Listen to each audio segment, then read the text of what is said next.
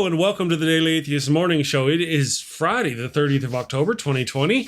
How are you doing? I am your host, the amazing Super Chris. I've got my co-hosts, Andy Hall from the Laughing in Disbelief blog over at Pathos. He's going to be joining me in just a second. Nokasuchi from the Rage channel here on YouTube is joining us. And we have got Daniel Fisk Bennett from the Atheists Against Pseudoscience Nonsense Facebook page and groups and stuff. He's going to be joining us in a few minutes. Andy and Daniel are both psychology students, I believe, unless I'm mistaken, and which is just a field day for Trump. So we're going to talk about the narcissist in charge right after this. Good morning, everybody.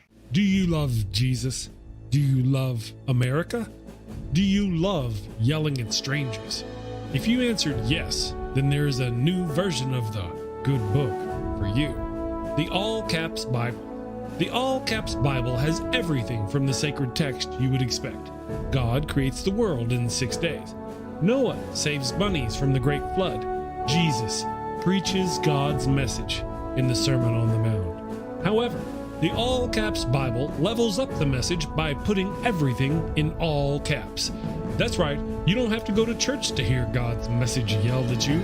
This Bible will yell at you while you're reading it. Blessed are the poor in spirit, for theirs is the kingdom of heaven. Blessed are those who mourn, for they will be comforted. Blessed are the meek, for they will inherit the earth. Blessed are those who hunger and thirst for righteousness, for they will be filled. Blessed are the merciful, for they will be shown mercy. Christians love the All Caps Bible. Here are a few reviews. Mason in Dallas, Texas says, I don't feel guilty anymore yelling at the Starbucks barista. Karen in Oklahoma says, Jesus' message of forgiveness is better when you yell it. And Tommy in South Bend says, who knew the little drummer boy was such a jerk? Buy the All Caps Bible right now and get a loudspeaker so you too can spread the good news. You get everything for a low, low cost of $89.99. Good morning, everyone. Thank you all for joining us. They were picking on me because I'm short. We've got Andy Hall. How you doing, Andy? Real quick, you doing all right? Dazed and confused. A little angry. You know, normal over here, Chris. Understood. Absolutely normal. Gotcha. And Nokasuchi, how are you doing this morning, brother? Oh, real good. Tired. Work wore me out yesterday. So. Alive. Yes, you went back to work yesterday, decootified and everything. Yeah, I feel like I ran a marathon. Gotcha. Yeah. Good morning, Daniel Fisk Bennett. Daniel, man, it's been a day or three. How you doing? Yeah, no, right. I'm still waking up. You know, getting those juices flowing. As you can see, yes. It's still very dark outside, and it'll probably be dark throughout this entire video. Yeah, for you, huh? It's an ungodly hour on the Daily Atheist Morning Show. 6:04 a.m. and I'm in the northern hemisphere, so that's just Pacific crazy. Northwest. So yeah, it stays darker a little bit longer up here. I'm allergic to the cold. I don't know that I can handle the cold. I get these little bumps all over. Andy should show you his outside then.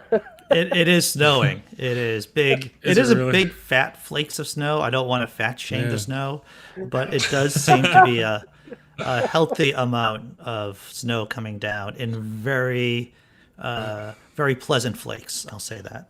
Better you than me. I love the snow. Yeah. I love the snow. Like, well, I love the snow because I don't have to go to work because I don't have a job. I absolutely hate the snow. I have since I was a child. Luckily, we don't get it as bad here in Michigan as we used to because of global warming. It's the only thing I like about global warming. So I don't want to do a deep dive into Rage's personality right now, but Rage. Climate change. I said global warming. I get in trouble when I do that. Were you hurt by snow when you were a child? Where did snow touch you? Show us on this doll. We're gonna get all Freudian on you. Let's go meta. I might have ate the yellow snow. Okay, that would do. That would be enough to hate snow. That will do it. Yes. Before we get too far along, I want to say hello to everybody in the damn nation, all you wonderful people who are watching on YouTube and Facebook and then listening on the Daily Atheist Morning Show podcast live. Thank you for joining us. I hope you had a wonderful week. Let's see, we've got Wooly Ignorant. Good morning, Wooly Ignorant. Cindy Plaza, Ronan. Really, I got to be honest, there's too many of you to say hello to all of you, so I'm just going to wave. How you wonderful people. Native Atheist, Will Kincaid, Jadzia Dax. Yeah. Good morning, everybody.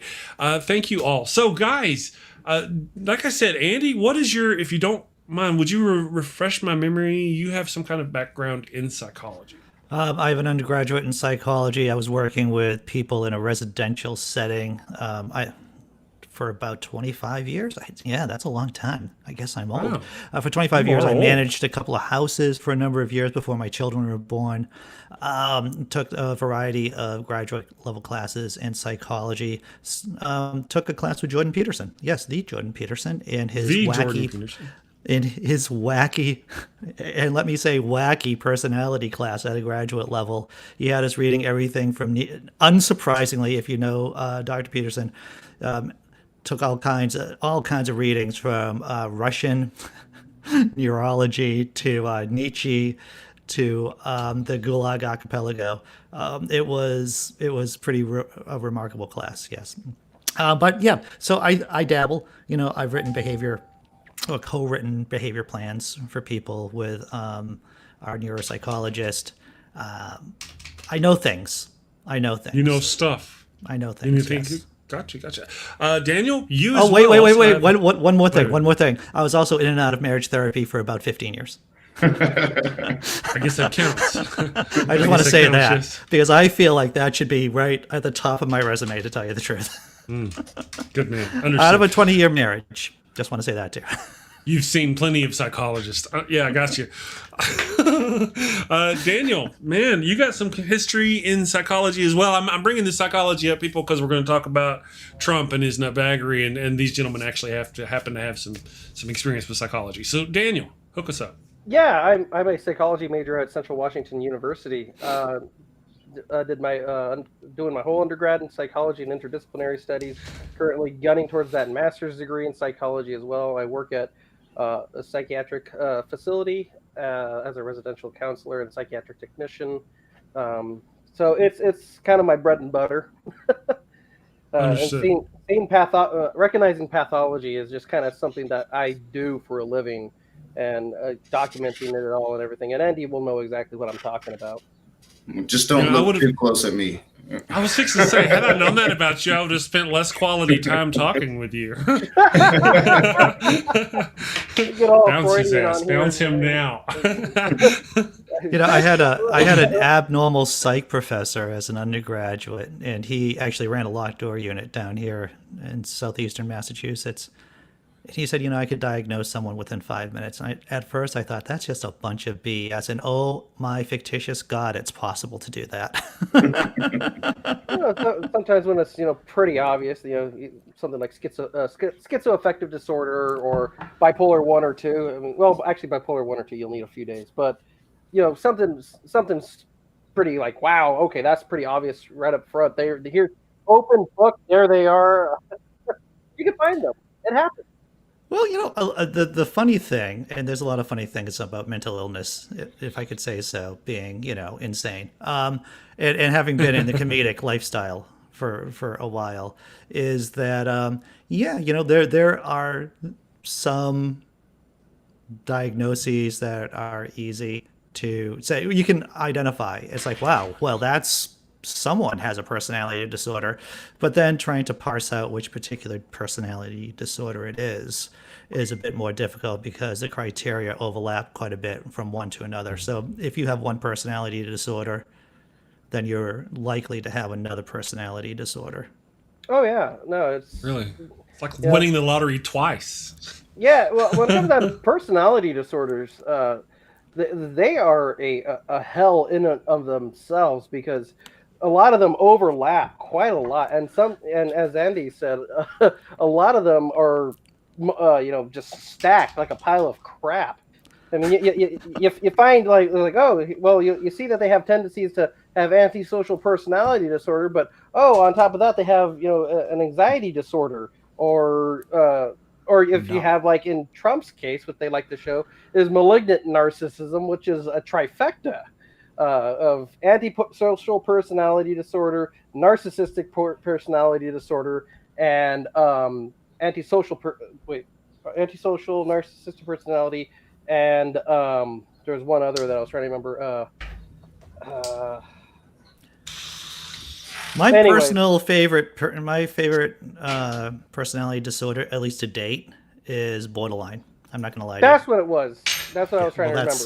That's borderline personality. Yeah, it was borderline personality disorder. Thanks. You helped me. You bailed me out on that one. I was trying to remember what it was. Well, I don't want to step on your lines. I was going to say something like, I think I dated all of those disorders at one time, sometimes all in the same person. Right. But hey, we all have our own idiosyncrasies when it comes to dating. Well, maybe that's just me rationalizing my own aberrant behavior at times. But I'm clean now. I just want everyone to know I'm in a very healthy relationship. It's very clear when I'm not in a healthy relationship, but I'm in a very healthy relationship.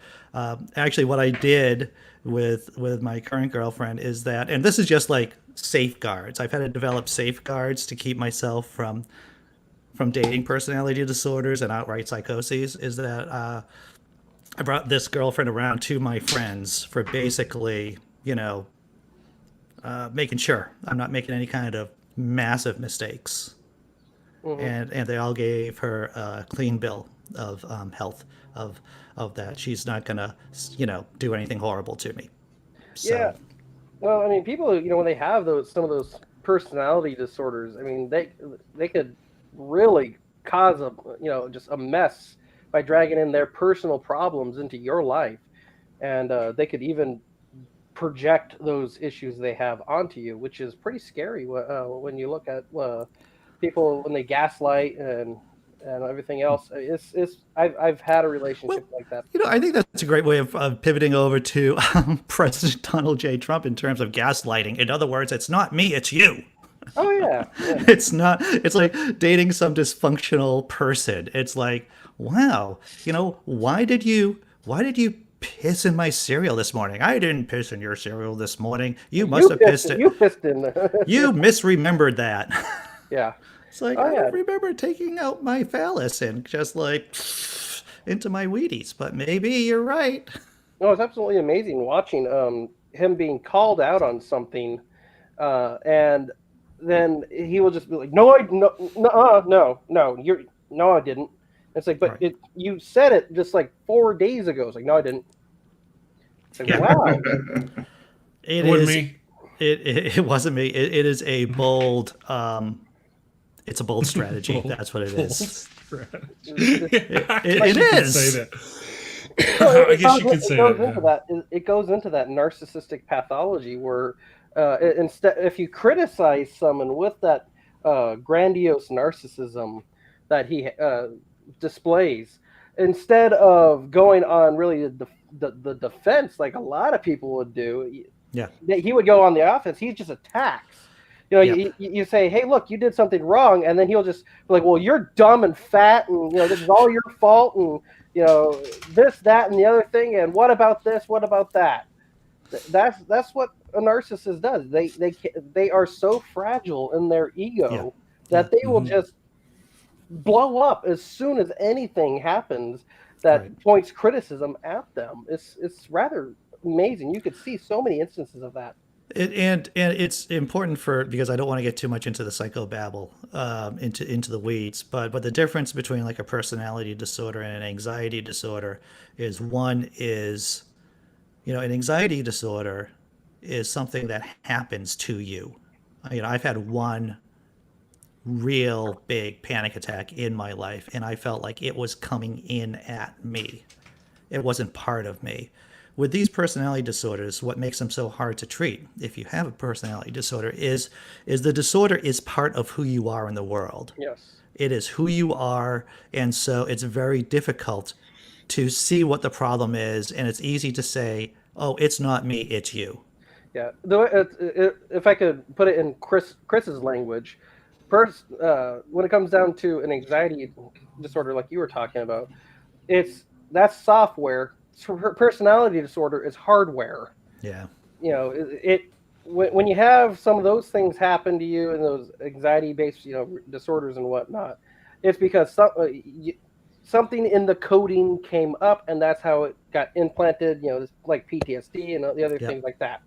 But when you have malignant narcissism from narcissistic personality disorder, or if you're a sociopath or whatever you want to put on there, or schizoaffective, that is part of the software that makes you up. That is your hardwiring of your brain, and there is you could teach people how to manage. But a lot of these people, especially when it comes down to like narcissistic personality disorder, they will not seek treatment because it is not their fault. Of course, it's everyone else's fault. Well, why would you try to change when you like being you? A lot of those times, and as you know, Andy, when you love you, right? Yeah, right, but Daniel. A lot of these people though who have the narcissistic tendencies, they are extremely insecure. That's why they require so much being fluffed, and they require so much admiration. They can never hold themselves up to their own standards. That's why they're always the best. Ask anybody. I'm the best at this. There's never been a president like me. I know more than the generals. Well, talking just with the insecurity part, like when Bill Maher made the joke and showed the orangutan and like proved to me, show me your birth certificate that you weren't born to orangutan, and he took that seriously and actually sued Bill Maher when people were picking on his little hands. And he flipped out about it. Like it's a joke, my dude. But he's so insecure that he doesn't see it. Oh, it's just a joke they're playing. He gets offended by it. Yeah, when someone responds in a way that does not that you just say to yourself, "Wow, I just made this one comment," but they are responding way off the reservation. That is a sign that there is something wrong with that person. Ceteris paribus, all things being equal. So as long as you're not provoking them, like you would provoke anybody, any normal, healthy person, or a healthy person at least. So if they're responding like that, then there is something underneath, something inside that person, something psychologically off. I did see this, it's a Psychology Today article. It is straightforward. You've heard me talk about the dark triad of personality traits. And for those of you who are in the chat or who are watching, I just thought I would just read a little bit of it because it helps give you a basic handle around what the malevolent dark triad of personality traits is. What is the dark triad? The popular term was coined in 2002 by Paulus and Williams. Dark triad refers to three unusually negative personality traits: narcissism, psychopathy, and Machiavellianism.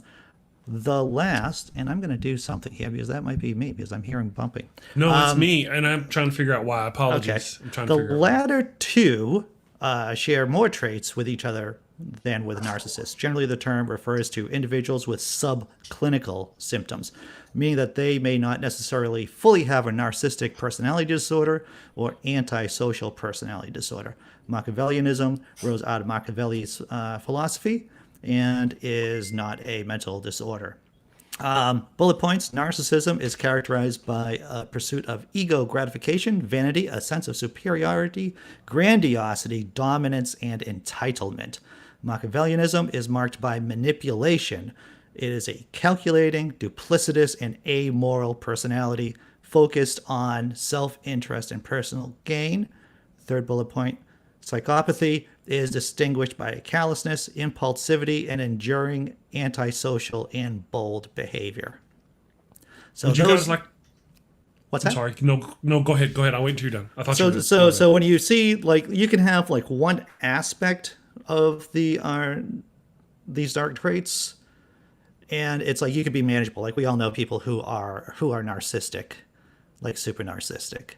And I just, but unless you put that in with Machiavellianism and psychopathology, when you mix all those three traits together, you get like potential real problems with a person and how they function in the world. Absolutely.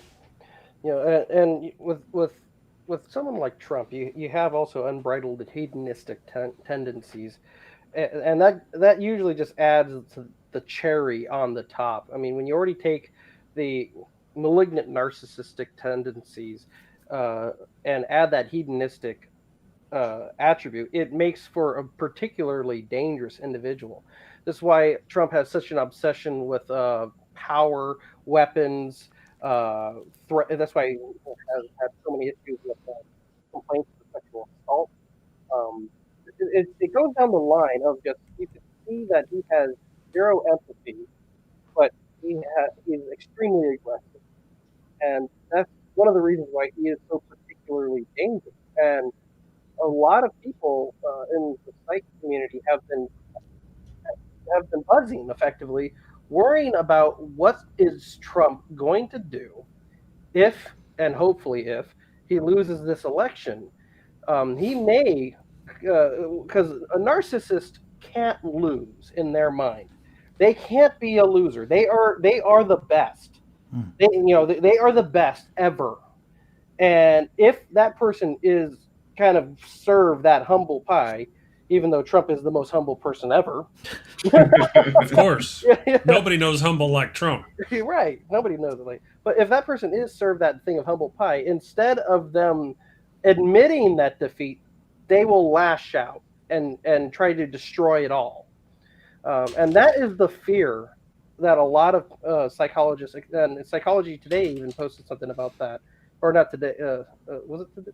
Yeah, but anyways, I know they posted something about it, and there was another article that I know I sent to, I believe, both you, Chris, and Andy about that, and I shared it also on my personal profile, talking about what would we expect to see if Trump, lost the election, and it is scary looking at what the possibilities are. I've been predicting bad things for months and months. Actually, whenever he got into office, I was like, he won't leave, but. I mean, I didn't realize. I thought, I'll be wrong. I'll be wrong. He'll leave. He'll go out just fine. I didn't, at that point, really see where we would be. But over the past 6 months, 9 months, oh, yeah. I was one of the ones. Ask Andy. I was like, he's going to be calling for the arrest of his political opponents. Andy's like, no, that won't happen. Sure enough. He started doing it. Yeah, I think we all thought it was going to be pretty bad, but none of us could imagine how bad it was. And I think that's the most surprising thing is the people that go along with it. It's like, this has been a train wreck, and yet still 40% of the country are like, yeah, this is awesome. Yeah, Ronan, go ahead. Well, Trump plays to a certain subset. He is able to elicit some of the more raw and primitive human behavior. He does bring it down to a simplistic kind of mindset. It is so much easier to be able to say it's that minority's fault because it's all of them, instead of saying people are complex, they do complex things, and this is a much more complex problem than just saying all of them are bad. Yeah. And that's what Trump does. All of them are bad. He makes these simple constructs that these people latch onto, and these are already primed individuals that let their limbic system run their lives. I want to say too is that there are many people who are like apologists for the president will say, well, all politicians act in somewhat psychopathic ways, or at least ways that don't show empathy or manipulative ways, and that's sure. But Donald J. Trump showed all of these characteristics for years before he became president. There's a certain amount of impulsivity, there's a certain amount of risk-taking behavior, callousness, cruelty that you would just say is the Trump brand in all reality. Hey, we can watch that 3-minute video that Daniel sent me. I can put it up on the screen and share it about Trump. You want to do that? Let me do that. Yeah. Give me un moment. It won't take but a second. My thing fell over, though.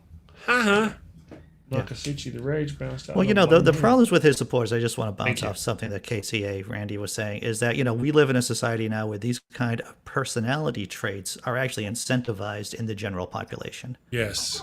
Because that's what capitalism does. It makes people mean. It makes people callous. Here we go. Blames victims. I'm still here. My daughter's just walking around. I'll turn my camera back on here in a minute. All right. No worries. Thank you. Thank you for that. Here we go. Let me put it over there. We can't see Daniel, but we can still hear him. I'm going to build that so by election day, so we can have 4 people on the screen at the same time. But we're going to go ahead and watch this video. I hope that people can hear it. I know you guys. There we go. No, you can't hear it because I opened it in Chrome because I'm not that smart. Yeah. You only close Yeah, I was just there we looking go. at it. Okay, give me un moment. You didn't know I spoke Greek. All right. No, it's all Greek to me. Donald Trump shows clear signs of the most severe personality disorder. It's called malignant narcissism, and it was first introduced by Erich Fromm, who escaped the Nazis and spent a lot of his life trying to understand the psychology of evil. And he formulated this diagnosis of malignant narcissism, which has 4 components: narcissism, paranoia, antisocial personality disorder, and sadism. I think everybody knows Donald Trump's a narcissist by now. I will be the greatest jobs producer that God ever created. I know more about ISIS than the generals do, believe me. Who are you consulting with consistently so that you're ready on day one? I'm speaking with myself, number one, because I have a very good brain. But it's the other 3 components that make him truly dangerous. Because many politicians are narcissistic, but he's also paranoid. So all of his crazy conspiracy theories. The state of Hawaii released my official long-form birth certificate. The birth certificate was produced in 2011. You continued to tell the story and question the president's legitimacy in 2012, 13, 14, 15. Yeah. How about this one about Ted Cruz's father? His father was with Lee Harvey Oswald prior to Oswald's being shot, and nobody even brings it up. And his sense of being a victim. Mr. Trump turned his sights on Google, tweeting, "They have it rigged for me and others so that almost all stories and news is bad." And his demonization of anyone who disagrees with him. Nasty guy. Now I know why he doesn't have one endorsement from any of his colleagues. All right, John, I get to respond. Pick from the buffet there. He's a nasty guy. These are all signs of a paranoid process. Antisocial personality disorder, or what used to be called psychopathy or sociopathy. It's constant lying. Well, he's the most documented liar in human history, I think, at this point. It's violating the rights of other people and exploiting other people. So sexual assault would be violating the rights of other people. Not paying your bills or defrauding people through Trump University would be an example of exploiting other people. And it's breaking laws and breaking norms. Well, he's broken every norm of the presidency. That's one of the reasons he's so out of control. There are certain norms we thought no one would ever break. But it's part of his personality disorder to break norms and to break laws. And it's a lack of remorse. He has no guilt or anxiety about the destructive things that he does. Impeachment for that? It was beautiful. It was just a perfect conversation. And the 4th component that Erich Fromm identified is sadism. Truly taking pleasure in harming, humiliating, and degrading other human beings. If you read his tweets, I wrote an introduction to a book about his tweets. I had to read thousands of his tweets, and they literally made me ill because it was just one vicious attack on and humiliating insult after another after another. It's like, how can someone even come up with thousands of vicious things to say about so many people? But he enjoys degrading and humiliating and insulting other people. There we go. So, yeah. We go back to here. Donald J. Trump, man. Yeah. You know, if he was a UFC fighter, man, he'd have heavy hands. They would just say he just wades in there and just punches. Mm-hmm. Yeah. Absolutely. Fair enough. I wish he was. That video really does kind of exemplify, though, doesn't it? Everything about his personality. And we look at what he has done to our country over the past 4 years. Man, I've also, though, wondered if he has some... he seems to display some tendencies of an undefined delusional disorder as well. Because people like to just say, oh, that's Trump being Trump. But when you listen to all these whacked out conspiracy theories, yes, some of them it's obvious he's just making crap up in line. But some of the other ones, I actually do wonder if he believes that stuff and he's suffering from delusion in some kind of way. Once again, I think that there's a difference between, like, let's say Roseanne Barr, and I have a point here. Please hear me out. Roseanne Barr, who actually has a bunch of conspiracy theories rattling around her head, but that's because she has a brain injury. She had brain injury when she was a kid. And so that's probably one of the reasons why she's funny and has these kind of delusional conspiracy theories, running around her head. So you have someone like Roseanne Barr.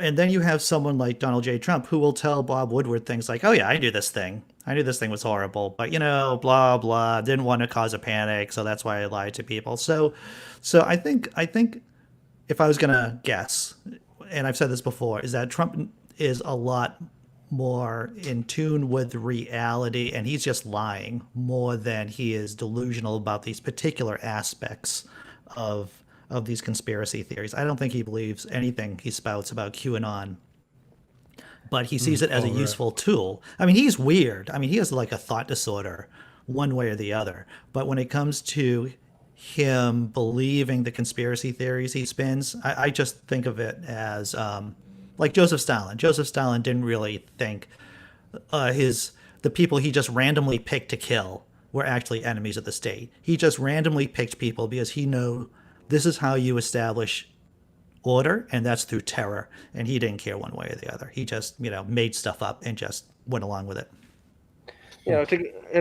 And to go really meta here, we'll go full Freudian here. Trump did have issues with his mother, which a lot of people have attributed to one of the reasons why he distrusts women so much and mistreats them so badly. His mother really fell out of his life, I guess, when he was 2 years old, and didn't have much part of that life. And that has he's even commented in the past about it. Even though now it'd be hard to get him to admit it, but if you go into other, like, farther back, you'd be able to find stuff about him talking about how his mother wasn't a big part of his life, and he kind of distrusts women as a result. So there's that, and then also the abandonment issue. When he was 13, he was put in military school, and a person with the issues that Trump has were absolutely exacerbated because of that military school that he got put in. If you I think it was Frontline who talked about it, his time in military school. He was known for being just this horrible, iron-fisted bully that rose to the ranks, took charge of things, but nobody liked him. He was feared, he was dangerous, and that was his element. And in those kinds of environments, people with malignant narcissism do best, because they are allowed to be as cruel as possible. I'll say this. I've said it before, and I'll say it again. We should be happy that he is so legitimately stupid. Like you could see how past dictators had certain gifts, right? Once again, I'll go back to Joseph Stalin, and I want to give credit to Jordan Peterson, because a lot of my Stalin knowledge is based on my experiences in Jordan Peterson's class. I did a lot of reading outside of that class too over the years, but Stalin had the mind of an accountant.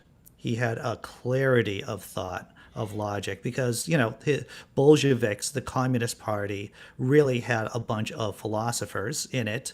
There was an expectation that you had to have clarity of thought in a lot of ways. Donald J. Trump doesn't have that, and that's why he is as ineffective as he is. Even though we talk about how effective he is in creating chaos, if he was really talented in that accountant kind of way, we would all be in a lot deeper trouble than we are now. I'll say that. I would also say there are signs of mental decline with Trump. Now, even though he was always a horrible person, if you listen to the way he talked when he was my age in his 30s, he was very sharp. He could cut with his wit at that time. He was very clear, his responses were thought out. He made sense when he spoke. Now you listen to him, and it's a complete horrendous word salad that is almost, if you try to literally transcribe it, you could not read it. It is that bad. And there's been other instances where I believe it was in Fire and Fury that they brought this up, where when he first got into the White House, he would repeat the same kind of stories and anecdotes or anything every 30 minutes. And apparently it's now come down to about every 10 minutes from the last reporting on that. So he is doing a lot of the things now. I don't want to completely invoke dementia, but he's doing a lot of things that people who have mental cognitive decline start distributing. Well, Daniel, you've probably seen this in your job, is that when people are in decline, they just move differently in space too, a lot of times. And you just see how Trump walks, the ramp incident for one thing. How he drinks a glass of water. It smells of dementia. That's what it smells like. Chris, look up dementia stance on Google. You'd be amazed at the first images that you'll see. It actually has Trump on there. And if you Google dementia stance, I'm pretty sure it'll still be that way. It actually has an image of Trump superimposed against another person with dementia, and it's pretty kind of scary. You're like, whoa. Watching how he drinks his water, Right. And as a comedian too, there are tricks that we comedians do to buy time while we're thinking about the next thing that we're going to say. We do patter, we do the shrugs, and Trump does all of this. And the longer he goes into his presidency, the more he's relying on these kind of gestures to give him time to think about whatever crazy thought that's going to be coming out. And the thing is, when he does speak, it's just more garbage, like Daniel was saying. There's just more of this dependency on filler as against to content with Trump. Well, yeah, absolutely. And listening to the way he tries to convey things, there's no putting a finger on it. It's just everywhere. Yeah. You can't make sense of it. And for the life of me, I get it that he speaks at a very low level for people who are simplistic to really latch onto. But from an intelligent person's perspective, it is scary. Yeah. Well, I'll say this, and I'm going to bring back old school Star Trek here, the Mirror Mirror episode where the Star Trek team goes into the universe with evil Spock and the goatee. I have a point here. Is that, as we all remember, the evil universe, Kirk and team goes into the good universe. And I believe there is a comment, it might be from Spock, who says it's easier for civilized men to act like barbarians than barbarians to act like civilized men. Remember. So I think we see this with Trump, is that over time, his inner core, his wiring, his hardware is becoming more and more deteriorated. So even though it was easier for him to act crazy, now it's more difficult for him to act civilized, if that makes any sense. Right. And that was one of the things that people were trying. There was a defense that people were trying to use for Trump, saying that it is his act, the way he is a persona. And you can't stay in character for that long, for one, this entire time. And two, his actions don't reflect that of an act itself. Exactly. Right. I totally agree with that. I just want to break in for a moment. I don't want to change the subject. I just want to tell everybody that if you're not subscribed to Andy or Nokasuchi, give them a subscribe. Go ahead and click down there, down and below. You'll see the descriptions. Part of the reason why I'm asking, notice there's the little cups. Well, Andy and I and Nokasuchi have integrated our show, so we've got their alerts. So if you subscribe to Andy, there'll be an alert that pops up on the screen. And to be honest, I just want to test it. Oh, I understand. Guinea pig. Same thing with Nokasuchi. We got Nokasuchi's alerts embedded into my show. So if you subscribe to Nokasuchi or even give a tip or donation, it should give us alerts on our thing. We don't quite have the links right in the donation part, but if you subscribe, it'll give our thing. Okay, thank you all. Please subscribe to one of the guys so I can test you as a guinea pig. Okay, carry on with your banter about Donald Trump and his what is it? I just want to say this is that I'm a fan of the Animaniacs. To tell you the truth, I'm holding on for the reboot coming November 23rd, I believe. And yet you have Yakko as a thumbnail image right next to Donald J. Trump. And I think that it is an insult to the proud tradition of Animaniacs, sir. You might. I can see how you might think that. I'm going to bring that up and show that to the people. The people must see it. Let's go over here. Right. Bye, Daniel. Bye-bye. So there we go. Yeah, I see that. Well, it was that. I also had this other image of just had Trump and he was kind of going, duh, and it had a monkey, a little monkey with clappers up here in his brain. He's like ding ding clappers. I like that. Yeah. I started to use that one. I just listen. Like I like crap sometimes on Sam Harris because the quality of his podcasts go up and down. But I was listening to his most recent podcast, and I believe he had an epidemiologist, a scientist of some kind, and they were talking about how the actual estimate for those dead are way down. I've been saying, and it's closer to 300,000 than to 225,000, and there's a variety of different means that you can determine exactly how many people are dead from COVID-19. If you have a chance to listen to the most recent Sam Harris podcast, it is a tutorial in how to figure out who's dead. There's like a 5-minute segment in there, and it's absolutely brilliant. Well, I don't want to get too off topic, but just quickly dovetailing off you, Andy, the comorbidities involved with COVID. I mean, you may not be directly killed by the actual virus itself, but the secondary effects, like the clotting factor that it's known for, can cause a whole bunch of issues. People are subscribing. Yeah, they thank you. Free Spirit subscribed to me. I saw that. I think that was me, and subscribed to either Andy or I think it was Andy, because Nokasuchi put some little. He doesn't have the normal little zombie walking across. I think that's Andy. Well, we'll find out if somebody subscribes to Nokasuchi. We'll see. Carry on, gentlemen. I didn't mean to interrupt you. Well, I did, really. You were saying? Let's test that short-term memory, Daniel. Where were you? We're talking about Sam Harris and comorbidities. No helping, Andy. The podcast for Sam Harris is number 222. It's with the guest is Nicholas. I'm going to butcher his last name, Christakis. Nicholas Christakis just wrote a book about COVID-19, and there are a variety of, once again, of indirect ways of determining how many people are dead in any pandemic, in any plague, whether it's in the bubonic plague back, in the 14th, 13th, 12th centuries, or today. And once again, the death rate's more closer to 300,000 than it is to 225,000.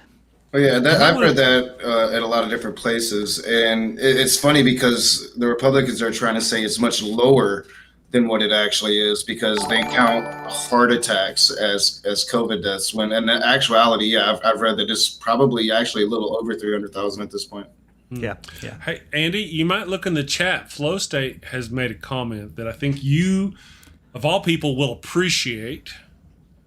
It's a scam. Yeah, well, Blue numbers confirm it. I mean, he put that in the chat like seconds before Nokasuchi said conservatives are downplaying. I mean, I've been saying for a while that they were trying to hide any number that shows that it's higher. They try to knock down. Remember, they even talked to the CDC. I'll have to tell you, wow, I really do like that zombie. I'm just looking at the screen right now, and the zombie was right where Rage is and just walking across. That is pretty cool. I'm not going to lie to you on that. The thing is, when I deal with Flow State, I deal with Flow State on my terms. I don't deal with idiots on idiots' terms. I deal with idiots on my terms. So he can run his mouth. I just gave my citations about why it's closer to 300,000. I'm not going to, like I said, I deal with idiots on my terms, not on the idiot's terms. I mean, well, next subject, please. That's the first time I've ever heard a repub say nobody's dead. I mean, like we lost like 1,000 people this week. Like, what are you talking about? You know, I just read what Flow State says, and then I kick back, and Andy's like, I'm going to do it on my terms, but really it's my terms. I provoked him. Nobody's dead, and my dick is definitely not flaccid. These things are true. Anyway, I get to enjoy it. It's fun to watch. I like watching Andy go off. I'm not the only one that gets ranty. Well, you know, the thing is that I really try to promulgate good information. You see on my channel, I try to have scientists. I had Howie Hawkins on the other day, by the way, the candidate for the Green Party. You know, I have Caitlin. This is just a big pitch for stuff on my channel, I guess, right now. But I try not to have idiots on my channel so I can disseminate good information into the zeitgeist. That's really what I try to do. I have a GRE level word for you guys that you would all love. It's called ultra crepidarian. That is an old school word describing an individual opining about a subject they know literally nothing about. There's a lot of Dunning-Kruger there. Oh, absolutely. So this whole past 4 years has been an exercise in the Dunning-Kruger effect and the Peter Principle. I mean, if you threaten to draw the Dunning-Kruger effect, I will bounce your ass from the show. I'm kidding. Everybody knows now. All our viewers know. Oh, they know. yeah, I'm kidding. By this point, I think Well, you mentioned it, and then you started to go on without offering to draw it, and I was like, man, I got to make the joke. I just got it. No. You were saying the thing and the thing. That and the Peter Principle. You know, when an individual is elevated to their highest level of incompetence, and obviously, you know, what's a post turtle? That's an old farmer thing. Yeah, post turtle. You know, a farmer's coming along in their car. They see a turtle upside down on its post. On this post, like a fence post. And the farmer knows that the turtle is way out of its element. Something else put it there, and it has no business being there. And so that's really what that kind of goes down to. There's Donald Trump right there. He's elevated way above his ability to do anything. I would not be surprised that. Sorry, Andy. I will tell you this: I can watch Donald Trump riff on Ted Cruz all day, just like that's just gold for me. I mean, I don't know. That's just every time I see the picture of Ted Cruz in the phone bank for Donald Trump about 4 days after Donald Trump called his dad, said his dad was part of the murder of JFK. I just laugh. It makes my day brighter. Oh my God. Oh my goodness. And we got that for free. We got it for free. You can go on the internet and watch it all day long. Oh, it's good stuff. Ted Cruz, man, I tell you. Oh, I had been complaining about Ted Cruz for years, well before Donald Trump came on the scene. And just to see Donald Trump troll, it's like, I can't stand Trump, but seeing him troll Ted Cruz made my day too. It's just, because Ted Cruz is really he's a really sensitive one. As tough as he tries to put that on, it does not take much to get under Ted Cruz's skin. And then watching Ted Cruz flip flop after is like it's like Trump literally ripped on your wife, dude. And, and now you're defending him. Yeah. If I were married and someone ripped on my wife, I didn't care if they were part of my party. I would be like, no, screw that guy. He said some crap about my missus, and I don't care if he's on the same platform as me. Screw him. So what happened? That's kind of the question I have about him and Leslie Graham. What happened? What happened? Both of them were like, oh, Trump is bad, Trump is bad, Trump is bad. They go into a couple of meetings, they get blackmailed, they get extorted, they get something, I don't know, they get paid off, and all of a sudden they come out and they have got Cheeto all over their face every day from kissing his ass. Yeah, don't forget Marco Rubio. Marco Rubio was in that group. Yeah. Little Marco. I was trying. Little Marco, that's right. Tell you the truth. If I was a Republican back in 2016, ready to go up against Trump on a debate, I would go down to the Comedy Store in LA or I would send some people to the Comedy Store, try to find some really successful comedians, some really funny people, and just have them write jokes about Trump. That's all I would do. I would just have them and then rehearse the jokes. People buy jokes from comedians all the time. There's people who just that you've never heard of that just make their living for being joke writers. And that would have been fucking. Oh, sorry. That would have been perfect. Trump's narcissistic tendencies. I mean, people laughing at Trump would just completely send him through the roof. I mean, he would be able to handle being laughed at. Yeah. Well, James Henry in my chat is saying, I suspect that Trump is blackmailing them. And actually, that's a pretty good comment. I wouldn't put it past Trump right there, because Trump, good friends with the National Enquirer, they had that whole safe that we knew about, keeping dirt on people. Yeah. Yeah, I think that could be it right there. Yeah. Right. You know, I said months and months ago that, you know, whenever Trump was doing the election before the 2016 election, a lot of the conservatives went over to Russia. Then they came back, like a peace kind of thing. Then they came back, and all of a sudden, man, they were like swimming in unison with Trump. I think a lot of them, while they were there, were, you know, like the Trump thing in the hotel where there were cameras, they got extorted, they got blackmailed, or at that point they already had the dirt and let them know, hey, we've got this dirt on you. Either way, during this time, also at the same time, Russia was sending money through the NRA, which was then sending it to the GOP, and they were buying off our conservatives. All this happening around the same time.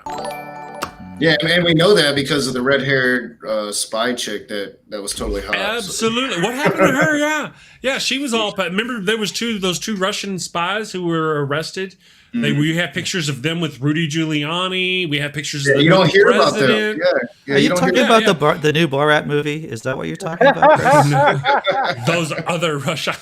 I wish. Yeah, I remember we all thought Giuliani was going to jail, right? Because they were in jail, and we were like, what? Yeah, what happened to that investigation? Bill Barr, maybe. Bill Barr. Yeah, who knows? Well, it's also, if you'll notice, Trump will, in some ways, I think Trump will set some fires to act as a control burn when something more serious happens. And it's always this constant spray. And this is why we are so shell-shocked. It's the constant, every day, something else. And so something that would have been a massive outrage that would have never been lived down in prior administrations, just one incident, just one. Trump will just set another fire because it's Right. This is why this is why our side has to be focused more on offense than on defense with Trump. We have to be focused. It's like Ulysses. I've told this story before, and I'll tell it again. When Ulysses S. Grant took control of the armies of the Potomac. Not that story again. That story again. You know, all of his people were talking about Bobby Lee. Bobby Lee. What Bobby Lee's going to do to them? And Grant just had to set their brains right, their minds right, and said, you should be worried about, or you should be thinking about what we're going to do to him, and not what he's going to do to us.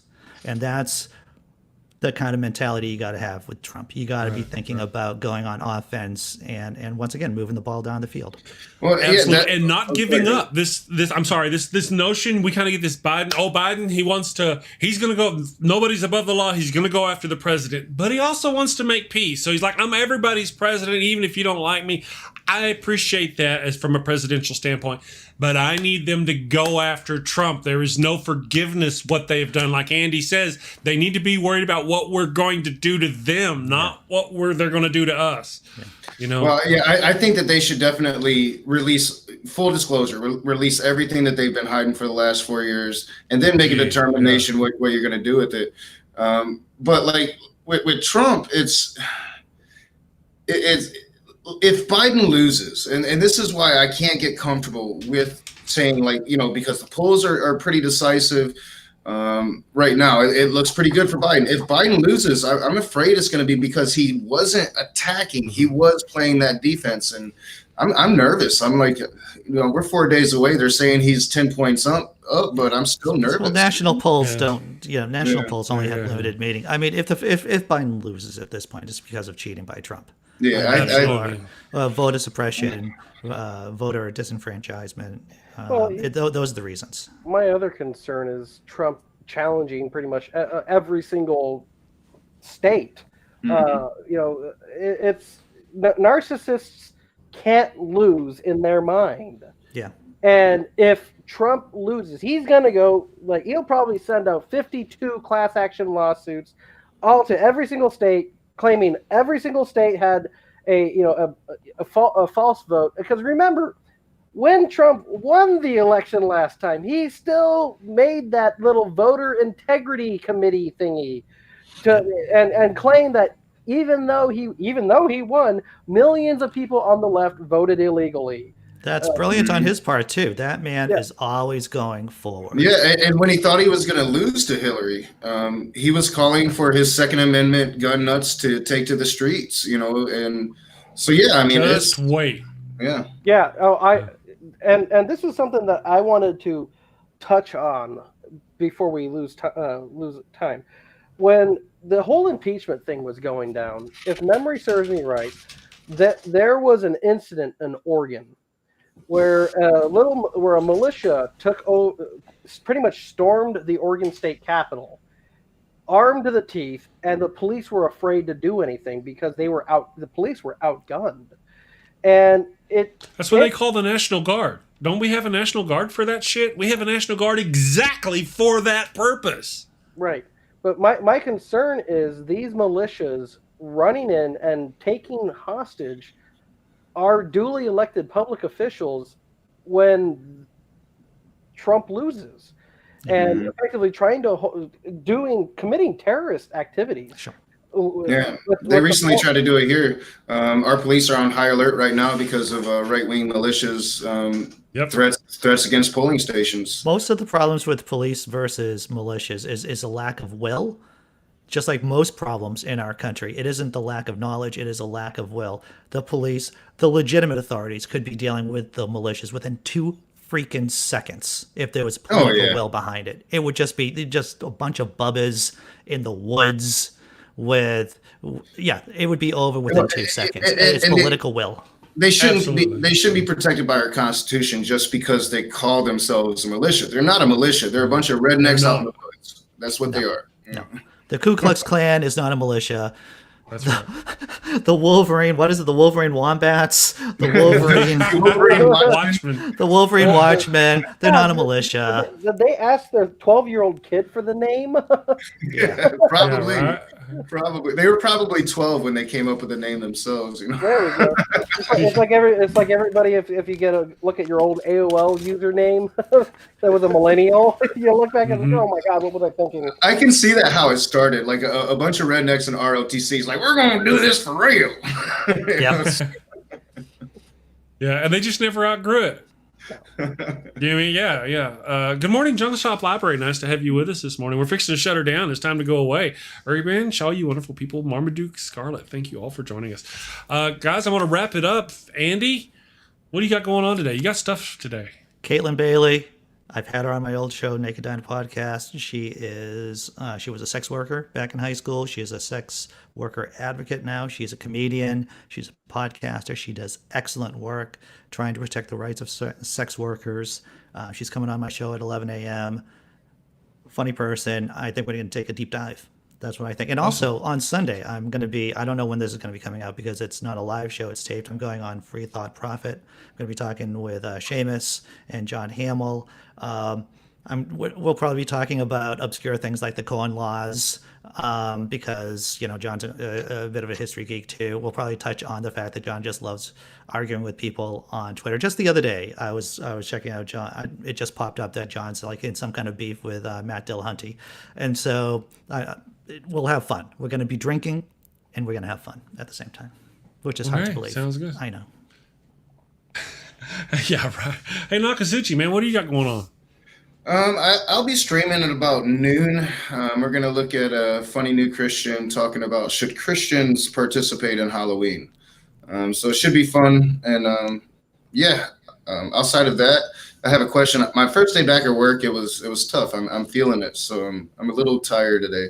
But yeah, outside of that, not much going on. Maybe do an open room on Halloween. So if you guys want to come in and talk scary stuff on Halloween. Yeah. So are you guys going to talk about Jesus Wayne on your show? Maybe. Because Jesus Swede is a Christian alternative to Halloween. I'm just saying. There you go. Yeah. Missing an opportunity. They should let me see they here. need to put Saturn back in Saturnalia, damn it. I've been having this conversation with a particular Christian, and he thinks that I'm just completely off when I say that, and I'm like, no, Christmas kind of comes from Saturnalia. Do the research, my dude. Right. So thank you, Daniel, for joining us today. Very much appreciate it. For you popping in to give us a skinny on his crazy. I've been putting a link in the chat. The link I'm putting is for our stream that's coming up next Tuesday. Andy Hall, Nokasuchi, and I, we're all going to be streaming off and on. Nokasuchi's going to be an in and out, but Andy and I are going to be doing the majority of it. We're going to be doing an election stream. We're going to have me and Andy doing live commentary. You get to watch me eat dinner while we go through the day. And also, we're going to have people popping in live from the polls. We also have a bunch of scheduled guests coming on. Ian Harris, comedian, skeptic, atheist, really funny guy. We have Jonathan Pierce, who does the Tippling Philosopher blog over on Pathos. We have Dan Arrell, who is a legit freaking leftist union organizer. That guy's nuts. He's coming on. It's going to be crazy. It's just going to be a crazy show. Wonderful. If you'll send me a schedule. I'll send you a schedule. I'm checking out my list. I'm making up my the Santa's good list here, Chris. Don't worry. Awesome. I'm not done yet. Awesome. But I'll send you it over the weekend, brother. And we're also going to have people like Nokasuchi, people who are at the polls. I think John Funk is even going to be at the polls. He, if possible, may send us a live stream from the polling lines while they're in line waiting for voting. The same thing may happen with Dr. Kyle Johnson. He is going to be a poll worker in his ward. He's not going to stream to us just as he works, but if anything crazy goes down, he's going to be willing to contact us and maybe hook us up with a live stream from his phone if there's any craziness. If he gets any Wolverine Wildcats or whatever they're called piling up in the street or something, he's gonna contact us. So tune in for that show. It's going to be all night starting at 4 p.m. Eastern. We're going to go all evening. Like I said, lots of stuff, music, dancing, cocaine, and hookers.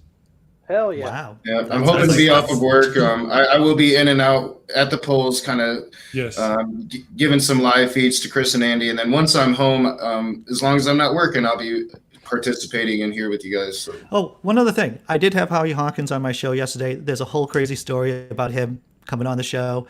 But if you want to check out that conversation, I had that yesterday on my channel. Yeah. Okay, that was a good one too. Yeah, so everybody, if you don't mind, click and hit the what's the button? The set reminder button on that election day stream and join us for the election day stream and watch it. It's gonna be fun. So all right, guys, I'm off to save the world. Thank you, Andy. Thank you, Nokasuchi. Thank you, Daniel, Fisk, Bennett. Thank you to everybody in the damn nation. It's just growing. It's got lots of people. It's wonderful. Thank you all. Have a wonderful weekend. We will see you Monday. Take care.